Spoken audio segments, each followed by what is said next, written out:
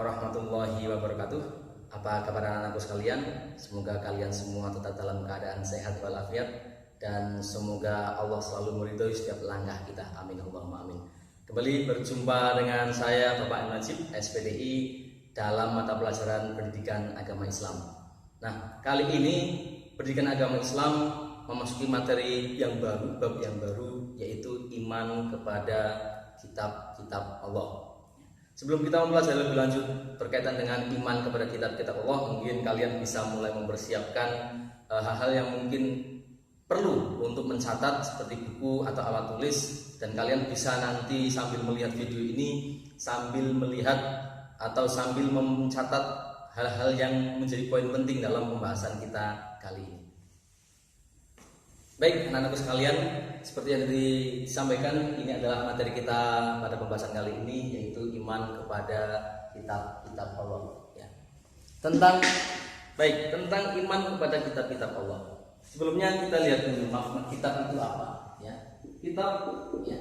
Sorry, mohon maaf kalau tulisannya mungkin agak sedikit lebih bagus dari tulisan kalian. Ya. Harap dimaklumi. Ya. Tentang kitab. Kitab secara bahasa.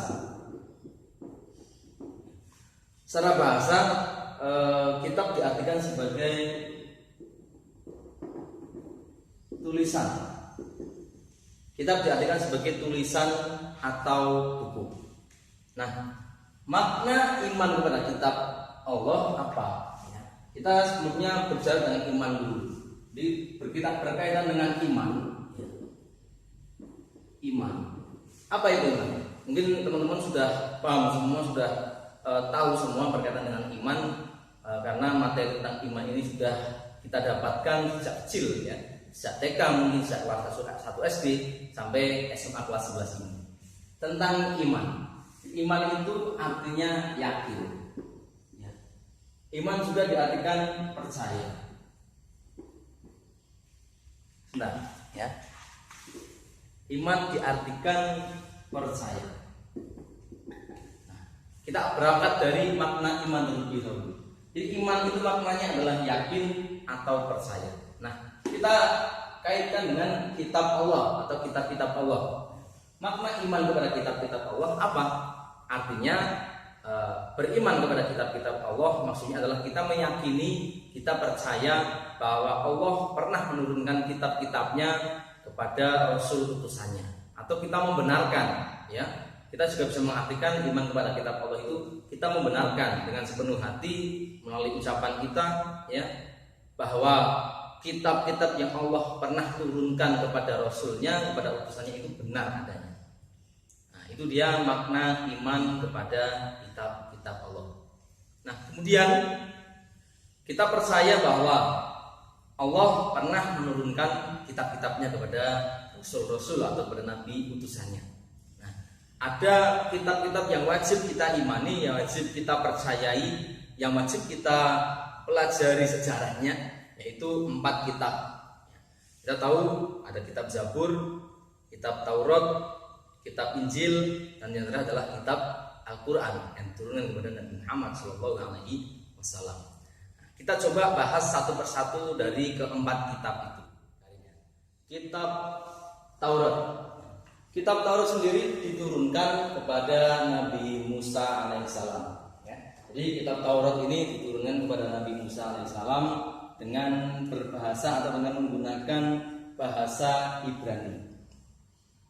Kitab Taurat diturunkan untuk kaum Bani Israel. Ya. Jadi kitab Taurat berbahasa Ibrani diturunkan kepada Nabi Musa alaihissalam dan berbahasa Ibrani. Nah, kitab Taurat ini berisi atau isi pokok dari kitab Taurat ini dikenal dengan 10 hukum perintah Tuhan. Apa saja 10 hukum perintah Tuhan itu?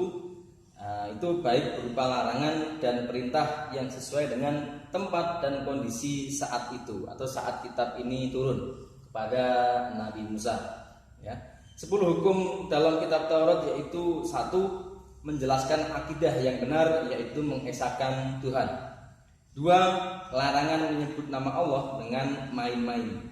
Yang ketiga, memuliakan hari Sabtu.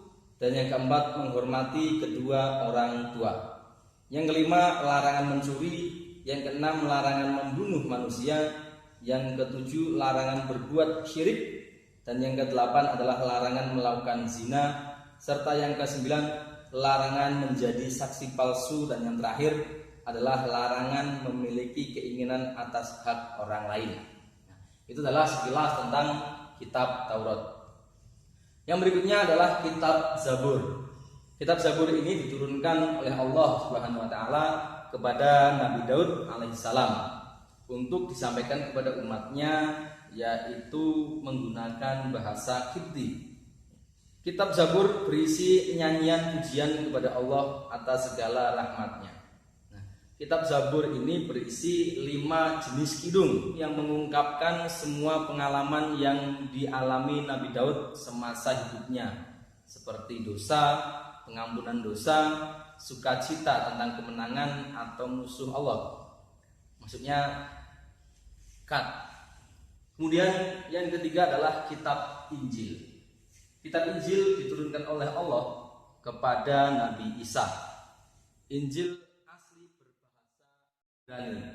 Injil yang diturunkan untuk memberi bimbingan atau petunjuk kepada kaum Bani Israel. Nah, Al-Quran membenarkan akan keberadaan Injil ini dan juga kitab-kitab sebelumnya tentunya. Injil yang dibenarkan adalah Injil yang diwahyukan kepada Nabi Isa putra Maryam. Akan tetapi Injil tersebut tidak pernah ditemui di antara ribuan manuskrip tua warisan-warisan keagamaan umat Kristen. Yang terakhir adalah kitab Al-Quran, atau kitab kita sebagai seorang Muslim tentunya. Ya, bahwa Al-Quran ini merupakan kitab terakhir yang Allah turunkan kepada Nabi Muhammad SAW, Nabi akhir zaman, Nabi penutup para Nabi atau Khotamun Nabiyyin, Khotamul Anbiya. Al-Quran diturunkan menggunakan bahasa Arab. Al-Quran menurut bahasa berarti bacaan. Nah, dan menurut istilah, Al-Quran itu artinya kalam Allah yang diturunkan kepada Nabi Muhammad melalui perantara malaikat Jibril, tentunya secara berangsur-angsur ya. Dan bagi yang membacanya dinilai sebagai ibadah. Isi Al-Quran ini tentunya sempurna ya, sangat sempurna. Selain sebagai penyempurna dari kitab-kitab sebelumnya, isi Al-Quran itu melingkupi semua aspek kehidupan ya, melingkupi semua aspek kehidupan ya, mulai dari perdagangan, mulai dari ibadah, mulai dari muamalah seperti tadi perdagangan dan lain sebagainya. Kemudian tentang ya dari bangun tidur sampai tidur lagi gitu ya, ibaratnya seperti itu. Jadi isi Al-Quran itu sangat sempurna, menyempurnakan kitab-kitab sebelumnya. Itu tadi sekilas tentang keempat kitab. Anak-anakku sekalian, selain Allah menurunkan kitab-kitabnya kepada utusannya, Allah juga pernah menurunkan suhuf. Jadi suhuf ini berupa lembaran-lembaran, seperti suhuf yang diterima oleh Nabi Ibrahim, suhuf yang diterima oleh Nabi Adam, suhuf yang diterima oleh Nabi Musa sebelum Nabi Musa memperoleh kitab. Anak-anakku sekalian, lalu apakah yang menjadi pembeda Al-Quran dengan kitab-kitab Allah yang lain? Yang menjadi perbedaan Al-Quran dengan kitab-kitab sebelum Al-Quran ya. Nah, ini adalah perbedaan-perbedaan antara Al-Quran dengan kitab-kitab yang Allah turunkan sebelumnya. Di antaranya adalah bahwa Al-Quran ini diturunkan untuk umat manusia dari zaman ke zaman ya. Kemudian diketahui sejarahnya, diyakini keberadaannya, dipelajari, difahami dan dipedomani ajarannya, terjaga keasliannya, serta berlaku untuk seluruh umat dan berlaku sepanjang zaman. Itu adalah Al-Quran. Nah, sedangkan kitab-kitab sebelumnya ini hanya untuk kaum pada masanya ya, jadi kaum tertentu pada masa kitab itu turun. Kemudian kitab yang asli ini sulit dilacak keberadaannya, dan kemudian berlaku hanya pada masa atau zaman tertentu saja, berbeda dengan Al-Quran yang berlaku sepanjang masa. Anak-anak sekalian, setelah kita tadi sedikit mengulik tentang kitab-kitab yang pernah Allah turunkan, yang nanti tentunya akan kita pelajari lebih dalam, lebih jauh, lebih komplit, lebih sempurna dalam diskusi-diskusi yang akan datang tentunya. Nah, apa hikmah kita mempelajari kitab-kitab tersebut, atau setelah kita belajar tentang kitab-kitab yang pernah Allah turunkan, kitab Taurat, kitab Zabur, kitab Injil, kitab Al-Quran, hikmah apa yang bisa kita petik di balik itu? Hikmahnya tentunya bahwa kita semakin yakin terhadap Al-Quran sebagai pedoman hidup menuju kebahagiaan dunia dan akhirat. Kemudian kita percaya dan yakin akan adanya kitab-kitab terdahulu sebelum Al-Quran diturunkan, dan semakin yakin bahwa Al-Quran merupakan kitab yang paling sempurna.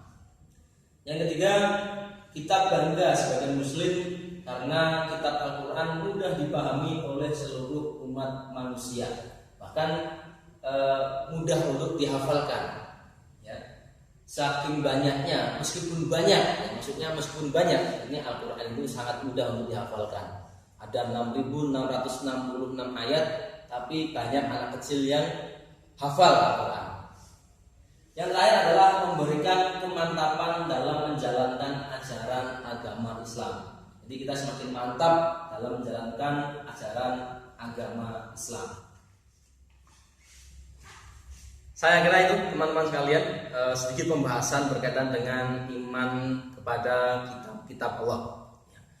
Diskusi lebih mendalam tentunya sangat kita perlukan untuk membahas lebih detail tentang bagaimana pembahasan tentang kitab Taurat, bagaimana tentang kitab Injil, bagaimana kitab Zabur, bagaimana kitab Al-Quran, dan segala pembahasan di dalamnya. Tentunya nanti ketika diskusi butuh peran aktif dari teman-teman sekalian, dari kalian semua untuk aktif bertanya, aktif memberikan jawaban, dan diskusi lain sebagainya. Saya kira demikian pembahasan kita kali ini. Mohon maaf apabila penyampaiannya kurang maksimal, mohon maaf apabila terjadi kesalahan kata, kesalahan sikap, kesalahan kalimat, dan terima kasih untuk teman-teman sekalian atas atensi dan perhatiannya. Saya cukupkan, wallahul muwaffiq ila aqwamit thoriq. Wassalamualaikum warahmatullahi wabarakatuh.